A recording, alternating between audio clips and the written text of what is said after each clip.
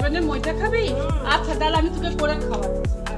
বন্ধুরা আজকে সোয়াবিনের মুইঠা করবো, আপনারাও দেখুন কি করে করতে হয়। দেখুন মিক্সিতে সোয়াবিনটা গুঁড়ো করে নিচ্ছি, বেসন দিলাম, জিরে আদা ধনে বাটা, নুন দিলাম, স্বাদ মতন চিনি দিলাম, লঙ্কার গুঁড়ো দিলাম। এবার সোয়াবিনটাকে ভালো করে মাখিয়ে নিচ্ছি। সোয়াবিনটাকে ভালো করে মাখিয়ে নিয়েছি, এবার মুইঠার শেপ দিয়ে নিচ্ছি। কড়াইয়ে তেল দিলাম, এক এক করে কড়াইয়ে দিয়ে দিলাম।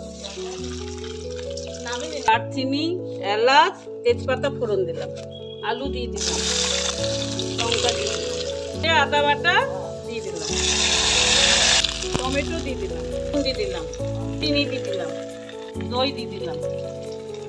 এবার একটু কষিয়ে নেব, পরিমাণ মতন জল দিয়ে দিলাম।